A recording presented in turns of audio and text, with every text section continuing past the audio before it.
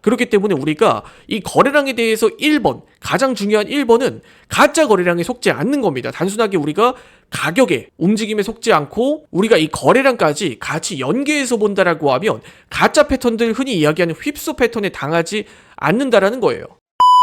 반갑습니다. 트레이딩 알파팀입니다. 영상을 시청하시기 전에 구독과 좋아요 부탁드리고 해외 증권사를 사용하시면 나스닥 한 계약 기준 140만원, 최소 증거금 0.01계약 기준 15,000원부터의 선물 거래가 가능합니다. 자세한 내용은 댓글 혹은 더보기란에 셀프 계좌 개설 영상 혹은 고객센터를 참조해 주시기 바라겠습니다. 자, 오늘 영상은 해외 선물 매매에서 아무도 이야기해주지 않는 거래량의 비밀에 대해서 한번 이야기를 드려보도록 하겠습니다. 자, 우리가 주식시장에서도 굉장히 유명한 거래량에 대한 격언이 있죠. 가격은 속일 수 있어도 거래량은 속일 수 없다. 우리가 이런 이야기들 많이 들어보셨을 겁니다. 자, 그런데 해외 선물 매매와 주식 매매에서는 거래량을 보는 방법이 똑같을까? 저는 절대 아니라고 봅니다. 그리고 이 거래량이 왜 해외 선물 매매에서 중요한가? 이 부분들에 대해서 아직 100% 이해를 하지 못하신 분들은 오늘 영상을 꼭 끝까지 시청해 주시기 바랍니다. 여러분들의 해외 선물 매매에서 시야가 완전히 바뀔 수 있는 그런 내용이라고 확신을 합니다. 자, 우선 거래량에 대한 내용들은 상당히 드릴 이야기가 많기 때문에 1편과 2편에 나눠서 제작을 할게요. 오늘은 간단하게 거래량에 대한 기본 개념에 대해서 한번 이야기를 드려보도록 하겠습니다. 거래량이라는 건 즉 거래된 물량을 이야기를 해요. 여기서 현재 553, 554 뭐 이렇게 나오는 것은 지금 현재 분봉에서 얼마나 많은 수량들이, 얼마나 많은 라수가 거래가 됐는가, 이 부분들을 의미를 합니다. 그리고 거래량에서 여기서 빨강색, 파랑색의 의미는 무엇인가? 단순하게 현재 자리가 양봉으로 마감이 됐다고 하면 빨간 색깔로 표기가 되는 것이고, 음봉으로 마감이 됐다 하면 파란 색깔로 표기가 되는 개념이라고 봐주시면 돼요.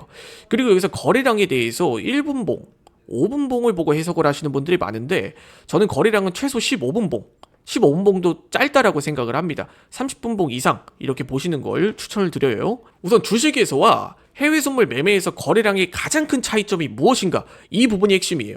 우리가 일반적으로 주식에서는 짧게는 1년, 길게는 3년에서 5년 정도의 거래량을 분석을 하곤 합니다. 그리고 이 자리에서 매수세가 들어왔고 이 기간 동안에 뭐 매집이 이루어졌고 이런 이야기들이 많은데, 해외 선물은 꼴랑 3개월이에요 여러분. 3개월 3개월마다 만기가 있기 때문에 우리가 거래량을 3개월 단위로 끊어서 해석을 하는 경우가 많습니다. 그래서 우리가 거래량을 방대하게 일봉을 보고 해석하는 경우는 거의 없어요. 해외 선물 매매에서는 거래량을 거의 웬만하면 15분봉, 30분봉, 뭐 1시간, 뭐 4시간봉 기준으로 이렇게 분석을 하시는 분들이 많습니다. 그래서 주식하고는 완전히 우리가 해석하는 방법을 다르게 해석을 해봐야 돼요. 자, 일단 거래량의 개념 먼저 잡고 가도록 할게요. 우리가 일반적으로 물건을 주문할 때도 이런 리뷰들을 많이 보죠. 리뷰와 주문량을 많이 봅니다. 그 이유가 무엇일까요? 리뷰와 주문량 별점이 높은 상품일수록 신뢰도가 높다라는 거예요. 신뢰도. 캔들에서도 마찬가지입니다. 거래량에서도 마찬가지예요. 우리가 거래량이 많이 나타난 캔들일수록 이 자리에서는 신뢰도가 높다, 이렇게 판단을 하는 경우가 일반적입니다. 반대로 거래량이 적게 형성된 캔들일수록 음봉과 양봉이 길게 발생을 했더라도 신뢰도가 낮은 편이에요. 그래서 이 거래량에 대한 개념만 우리가 간단하게 짚고 넘어간다라고 하면 우리가 거래량에 속지 않는 이 패턴이 제일 중요한 거예요. 대표적으로 이런 자리를 좀 예시로 들어볼 수가 있겠죠. 일반적으로 음봉이 이렇게 강하게 발생을 하면 대부분의 투자자분들은 이제부터 하락인가? 도망가야겠다, 이렇게 생각을 하지만 이 자리에선 거래량이 충분히 나타나지가 않았어요.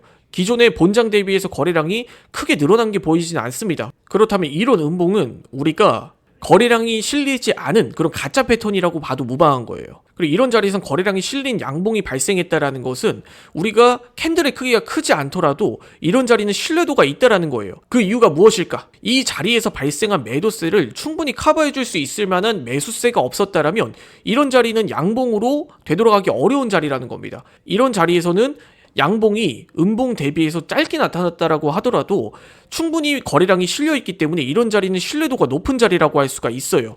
그렇다면 여기서 이 거래량이 충분히 실린 자리에서 이 매도세를 방어를 하고 이 물량을 받아갔다라고 하면 다시 주가는 상승으로 이렇게 올라갈 수가 있는 거죠. 그렇기 때문에 우리가 이 거래량에 대해서 1번, 가장 중요한 1번은 가짜 거래량에 속지 않는 겁니다. 단순하게 우리가 가격에, 움직임에 속지 않고 우리가 이 거래량까지 같이 연계해서 본다라고 하면 가짜 패턴들, 흔히 이야기하는 휩소 패턴에 당하지 않는다라는 거예요. 자, 우선 오늘 영상은 여기까지 거래량에 대한 간단한 기초와 개념에 대해서 이야기를 드렸고, 다음 영상은 본격적으로 이 거래량에 대한 원리를 대입을 해서 실제 매매에선 어떻게 활용을 하는가에 대한 이야기를 한번 드려보도록 하겠습니다. 자, 우선 오늘 영상 여기까지 하고 마무리 짓도록 하겠습니다. 해외증권사 계좌 개설 혹은 메타트레이더 관련 문의사항은 아래 더보기란에 있는 고객센터 혹은 셀프 계좌 개설 영상을 참고해 주시기 바라겠습니다. 지금까지 트레이딩 알파팀이었습니다. 이 영상 시청해 주셔서 감사드립니다.